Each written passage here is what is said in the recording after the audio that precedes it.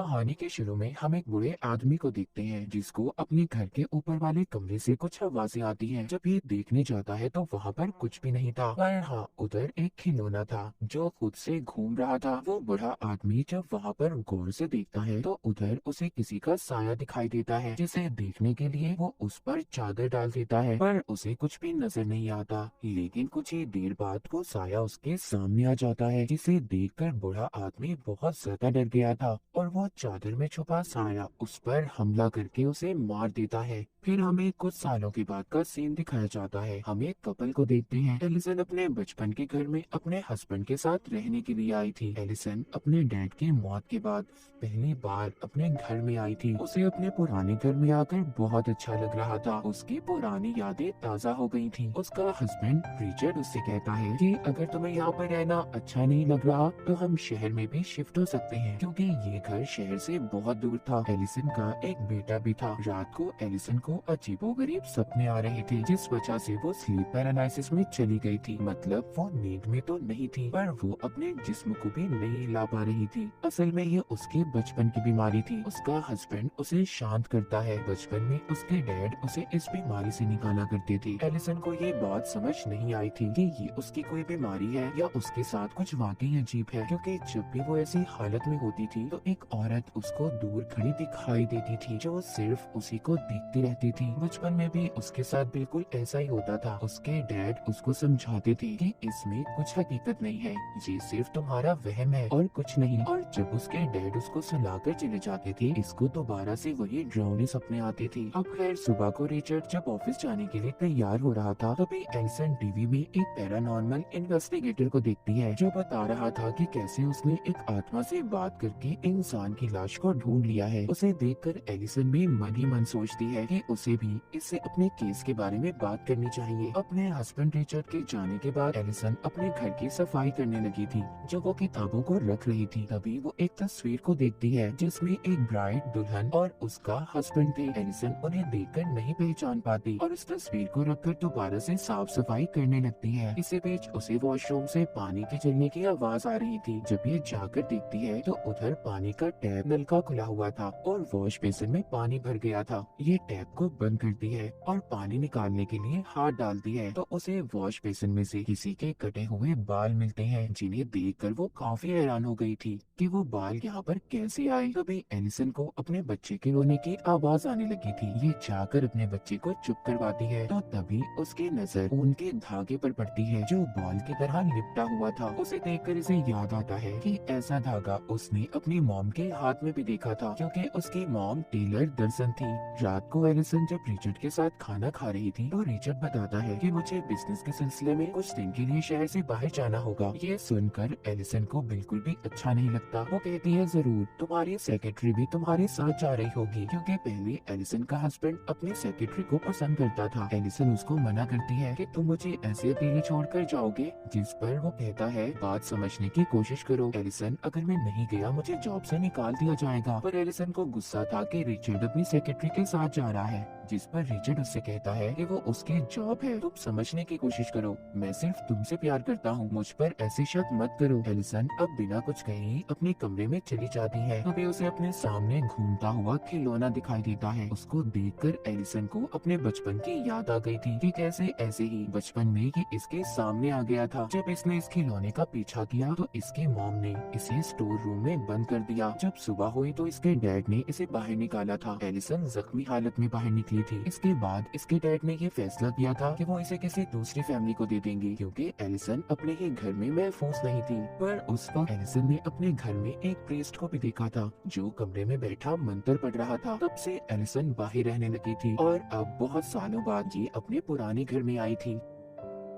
सुबह को एलिसन के पास रिचर्ड आता है और अपनी रात के बर्ताव पर माफी मांगता है और एलिसन को समझाता है। कहता है देखो समझो, ये बिजनेस ट्रिप मेरे लिए बहुत जरूरी है। एलिसन भी उसकी बात को मान गई थी और उसे जाने देती है। जिसके बाद हम रिचर्ड को उसके ऑफिस में देखते हैं, जो मीटिंग में अपनी ही सेक्रेटरी को देख रहा था। उधर घर में एलिसन बिल्कुल अकेली थी। वो रात को किताब पढ़ रही थी। अचानक से लाइट बंद हो जाती है। जब ये लाइट को ठीक करने जाती है तो उधर इसे अपने डैड का साया दिखाई देता है, जिसे देखकर एलिसन काफी डर गई थी और जल्दी से लाइट को ठीक करके चिल्ला देती है, पर वहाँ पर कोई भी नहीं था। जिसके बाद ये जल्दी से अपने बच्चे के पास जाती है, जिसको ये सही सलामत देखकर सुकून का सांस लेती है और फिर सोने चली जाती है। अभी थोड़ी देर बाद जब एलिसन की आंख खुलती है तो वो ये महसूस करती है कि अभी भी वो स्लीप पैरालिसिस में है। उसी वक्त उसे वॉकी टॉकी पर अपने बच्चे के कमरे में से आवाज आती है, जिसमें कोई कह रहा था कि वो उसके बच्चे को अपने साथ ले जाएगी। ये सुनकर एलिसन काफी डर गई थी। जब वो ठीक होती है तो अपने बच्चे के कमरे में जाती है और फिर रिचर्ड को कॉल करके इसके बारे में बताती है। रिचर्ड सुनकर कहता है कि ये तुम्हारा कोई वहम होगा, क्योंकि अक्सर तुम्हें डरावने सपने आते रहते हैं। रिलैक्स रहो और दवाई खाकर सो जाओ। रिचर्ड अभी भी अपने सेक्रेटरी के साथ था। उधर अब रात को दोबारा से एलिसन को अपने ऊपर वाले कमरे से आवाज आती है और ये वही कमरा था जो हमने कहानी के शुरू में देखा था। मतलब यहाँ पर कुछ ना कुछ तो जरूर था। इसको यहाँ से एक पुरानी टेप भी मिलती है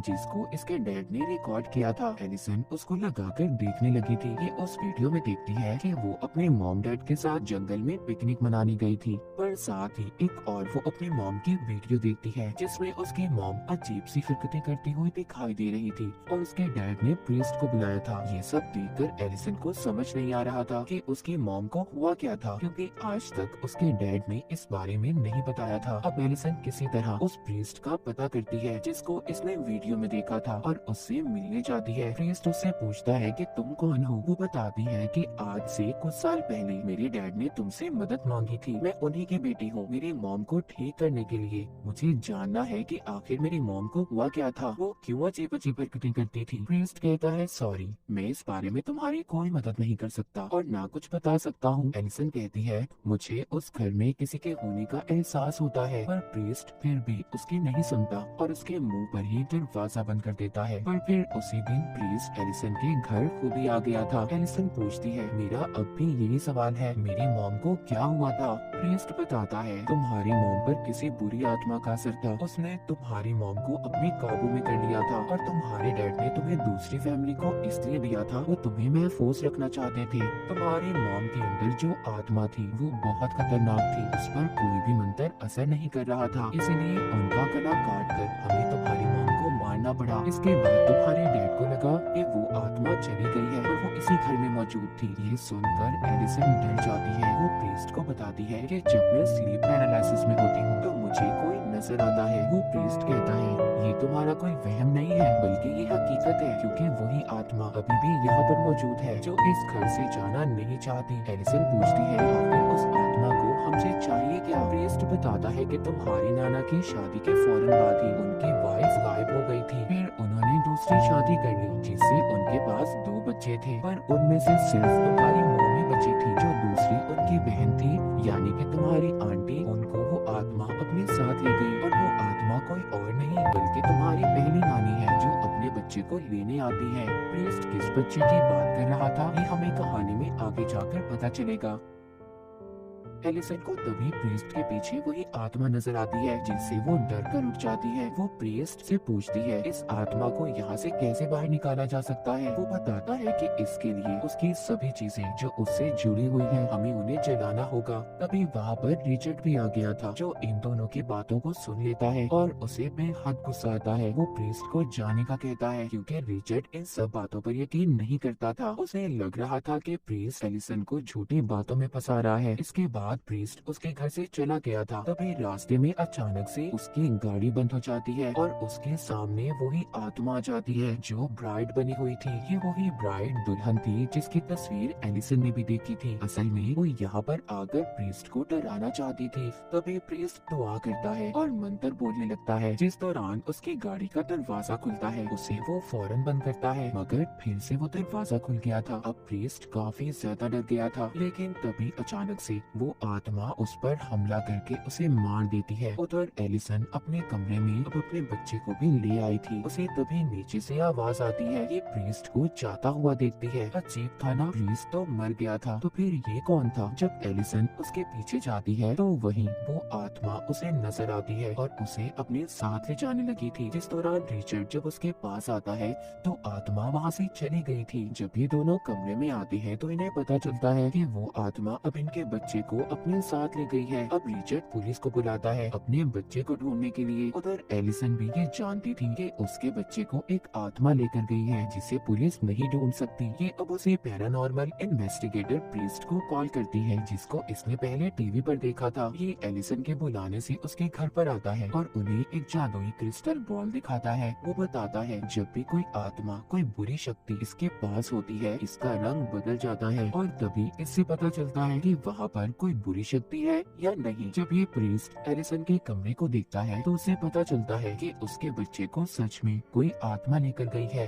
ये एलिसन को कहता है कि अगर तुम अपने बच्चे को वापस लाना चाहती हो तो तुम्हें उस आत्मा की दुनिया में जाना होगा, जिसके लिए एलिसन मान गई थी। रात को ये एलिसन के कमरे में मोमबत्तियां जलाकर अपना जादू शुरू करता है। जब प्रीस्ट आंखें खोलता है तो खुद को दूसरी दुनिया में पाता है जहाँ पर इसको वही आत्मा दिखाई देती है। उसके हाथ में एलिसन का बच्चा था। प्रीस्ट उस आत्मा से कहता है, देखो इस बच्चे को अगर तुमने वापस ना किया तो अच्छा नहीं होगा। पर अचानक से आत्मा गायब हो गई थी और प्रीस्ट दीवार पर एक शैतानी निशान को देखता है। असल दुनिया में प्रीस्ट आकर बताता है वो आत्मा तुम्हारी पहली नानी है जो डीमंस की पूजा किया करती थी। इसलिए एक दिन डीमन ने अपनी दुनिया से आकर उन्हें अपने काबू में कर लिया और जब ये बात तुम्हारे नाना को पता चली तो उन्होंने इसी घर में अपनी बीवी को जिंदा दफन करके मार दिया, जिस बात का बदला उनकी बीवी और वो डीमन मिलकर ले रहे हैं। जैसे वो पहले तुम्हारी मॉम की बहन को उठाकर ले गए थे, बिल्कुल ऐसे ही वो तुम्हारे बच्चे को उठाकर ले गए हैं। एलिसन कहती है कि आखिर वो बच्चों को क्यों ले जाती है। प्रीस्ट बताता है कि जब तुम्हारे नाना ने अपनी बीवी को जिंदा दफनाया तो वो माँ बनने वाली थी और इसी बात का बदला वो इस फैमिली के बच्चों को उठाकर पूरा कर रही है। रिचर्ड भी सभी बातें सुनकर परेशान हो गया था। वो प्रीस्ट से पूछता है अब हमें क्या करना होगा, हम अपने बच्चे को कैसे वापस ला सकते हैं। प्रीस्ट कहता है उस आत्मा की दुनिया में जाकर उससे लड़कर, और एलिसन ही इस काम को कर सकती है क्योंकि एक माँ की ताकत ही अपने बच्चे को बचा सकती है। ये कमरे में अब एलिसन को लिटा देते हैं और उसे लंबे लंबे सांस लेने का कहते हैं। ऐसा करते ही एलिसन दूसरी दुनिया में पहुंच गई थी जहाँ पर खुद वो एक बॉक्स में बंद पाती है। पर जैसे तैसे वो यहाँ से बाहर आकर अपने बचपन के कमरे में पहुँच गई थी जहाँ पर ये टीवी देख रही थी। वहीं पर इसके मॉम इसके पास आती है और इसको दिलासा देकर कहती है सब ठीक हो जाएगा। एलिसन जब ये कहती है कि मैं जानती हूँ ये हकीकत नहीं है, तभी जो इसकी मॉम थी वो असल रूप में आकर उसका गला दबाने लगती है। उधर जो प्रीस्ट था वो रिचर्ड से अपना बैग लाने का कहता है ताकि ये सही वक्त पर एलिसन को उस दुनिया से बाहर निकाल पाए।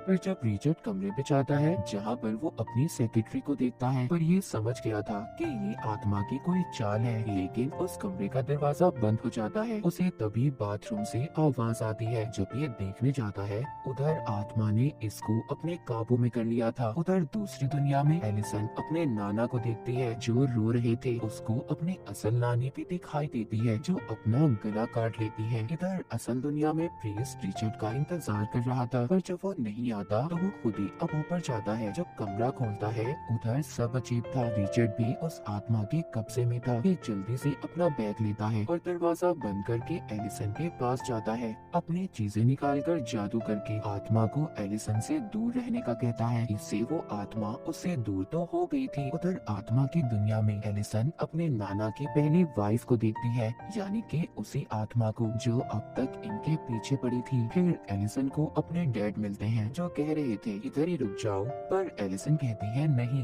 मैं यहाँ पर सिर्फ अपने बेटे को लेने आई हूँ। उसके डैडी को आगे का रास्ता बताते हैं और कहते हैं अपना ख्याल रखना। जब ये आगे जाती है तो अपने नाना को देखती है जो अपनी वाइफ को ले जा रहे थे और कब्र खोदकर उसे दफना देते हैं। इसकी नानी कह रही थी कि मैं माँ बनने वाली हूँ, मुझे मत मारो, पर वो उसको दफना देते हैं। जब एलिसन ये देखती है तो सोचती है उसका बच्चा उसे यहीं पर मिलेगा। जब ये कब्र खोदती है तो इसे अपना बच्चा मिल गया था। ये अब उसको असल दुनिया में ले जाने की कोशिश कर रही थी। यहाँ पर जब वो असल दुनिया में जाने वाली थी तभी वो आत्मा उसको पकड़ लेती है और अगले ही पल हम देख पाते हैं एलिसन अब अपनी दुनिया में वापस आ गई थी। एलिसन अपनी आंखें खोलते ही कहती है क्या मैं अपने बच्चे को ले आई। प्रीस्ट कहता है नहीं, पर तुमने अच्छी कोशिश की थी। तभी ये बच्चे की आवाज को सुनते हैं। जब ये जाकर देखते हैं तो रिचर्ड अपने बच्चे को खिला रहा था। प्रीस्ट ये देखकर खुश हो गया था कि एलिसन की फैमिली अब पूरी हो चुकी है। कुछ वक्त के बाद दिखाया जाता है कि प्रीस्ट फिर से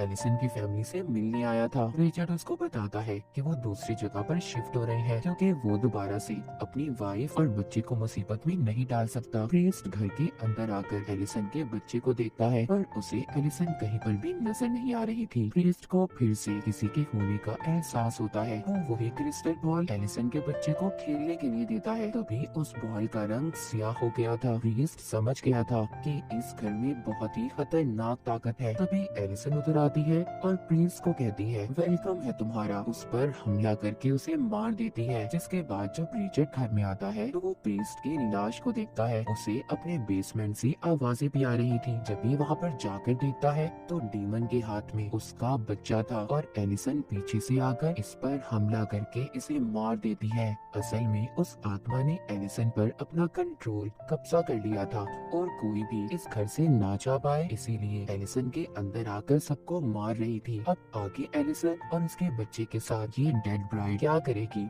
और इसी सस्पेंस के साथ ये कहानी यहीं पर खत्म हो जाती है।